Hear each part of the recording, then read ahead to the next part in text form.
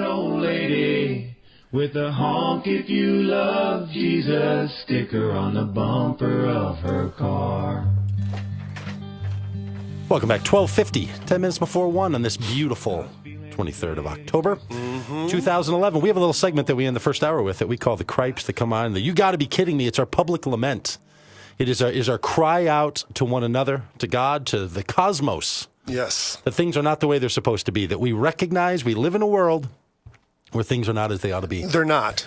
And we have to do something about that. We do. You have to respond. We must. The human desire is to cry out with a Cripes and a come on, and you've got to be kidding me. We are compelled To tell ourselves, it doesn't have to be this way. Nope. But we have choices to make in this world. We do. We can be people who just live with the Cripes and live with the come on and live with the you got to be kidding me's. Meh.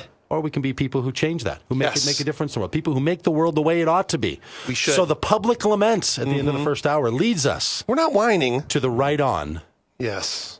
The end of the second hour. That they ought to lead to one another. If you have a right on, if you have an alleluia without a grumble, you ain't got an alleluia. If you've got a right on without a Cripes, there's nothing to be right on, and you're just piling on. You're just bragging. In order for God to be good, there has to be a bad devil. I don't know if I know. Oh, did I take that too far? Yeah, that's why you're a fallen pastor. You say stuff like that. Yeah. If all you're doing is celebrating in life, Yeah. without any struggle, you're not really celebrating. We're just trying to be real here. I mean, life is like this. That's right. We shouldn't have gotten all philosophical about it. We should have just said there's times when you've got to cry out. You do. And there's times when you've got to say right on. We want to move from one to the other. Yeah. So we come up with one to remind ourselves, and sometimes we have a little fun with them. In fact, if you've listened to these over and over, we don't take the serious topics. It's all fun, yeah. We don't take the serious topics because it's these simple things in life that really remind us about the big things. Yeah, it's the pebble in the shoe. So the Cripes goes out to the fact that today, for the first time since Memorial Day, I felt compelled to wear socks. That's it. I've got. Dun, dun, dun. I mean, I did put on the little shorties. Hard-hitting stuff. Though. Hard-hitting stuff. Well, it's because of what it represents. Spun me off my chair. It's because of what it represents. That now I have to start to layer. Oh, yeah. That now, and for some people, I've got good friends listening to this show. Ian, who I'm sure right now is going to be like, I love the fall. Yeah. Corey loves the fall. Yeah. It's people, sweater weather. Okay, look, I like a change in fashion. I like to wear a nice, clashy cashmere sweater as well.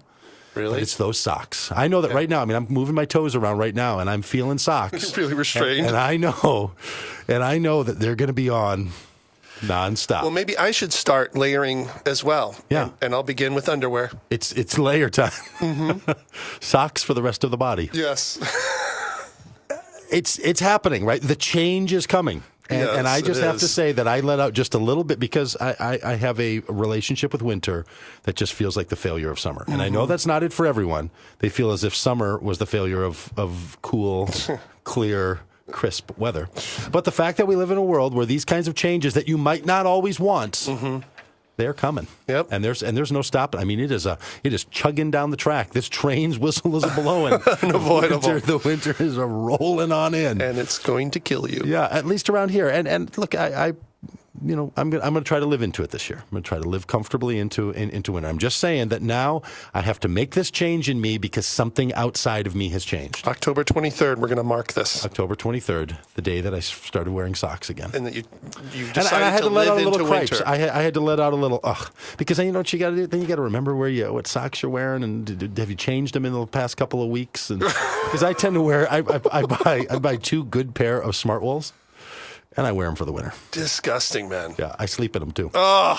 Do you sleep in your socks? No. Really? Let the toes breathe. Okay, maybe Let this them is breathe. it. Maybe this is why. Because I know once I move socks, there's no going back. Full commitment. There's no going back.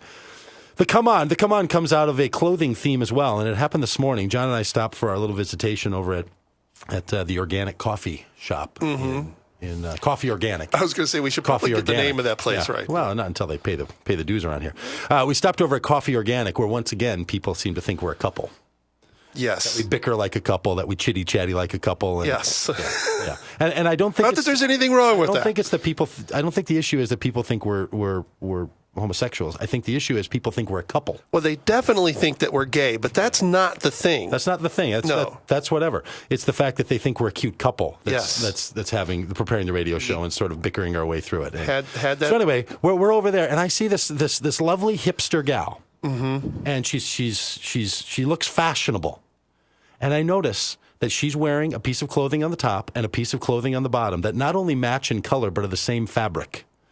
I think it was velour. Velour. It was velour-ish, and it was classy looking. And I was reminded of the fact that we live in a world in which the gender restrictions allow me not to wear that same outfit.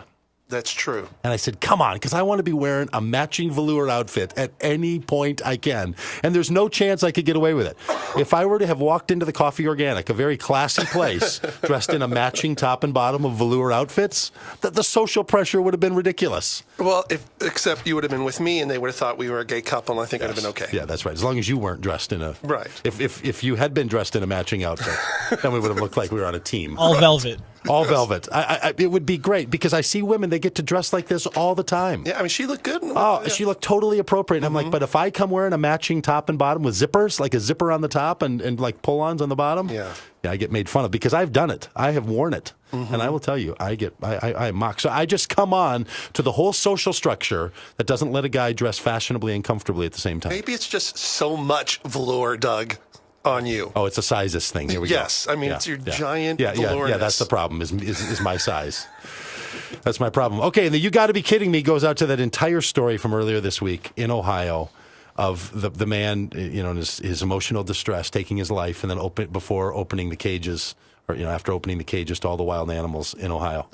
I mean, that is You Gotta Be Kidding Me. I don't know if you watched the news story or heard them. Yeah, I'm not familiar with it. You don't know this story? Well, I heard a guy running a wild game where he's got lions. I heard about the rampaging animals. And he lets them all out, and then tragically takes his own life in a moment of sadness and depression. And then these animals now are running around, and the sheriffs are having to ride in the back of pickup trucks with rifles, shooting lions and tigers in rural and suburban Ohio. No, you got to believe that those sheriffs are having a pretty good time. Really? Oh, that is just rife with You Got to Be Kidding Me at every level. Yeah. That should never, ever happen. Yeah. Including a herpes monkey. A monkey that had herpes is out running. Yes, that's a true... You got to be kidding me. There's a herpes monkey? Who was he sharing? Really, Jesus? You had to make a herpes monkey. Who was he sharing a water bottle with? That's how you get herpes, right? You shared a water bottle. That's what I heard. A herpes monkey. All right.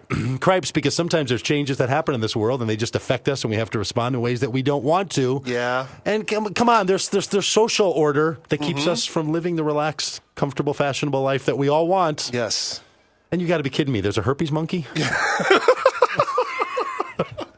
Oh, there are things in this world that are just not the way they're supposed to be, and you're supposed to say something about it. There's not supposed to be a herpes monkey. There's not supposed to be social restrictions on my velour outfits. And there's not supposed to be the need to tie my little toesies up. Hey, but there's choices we have in this world. We don't have to live with that. We can make the world the way we want. Stick around for another hour, and we'll tell you about that kind of world. Yes. The world that's made the way it's supposed to be. Doug Pagitt Radio, religious radio that's not quite right. Live on live. AM 950, the progressive voice of Minnesota, and DougPagittRadio.com. Stick with us. Hello, friends. This is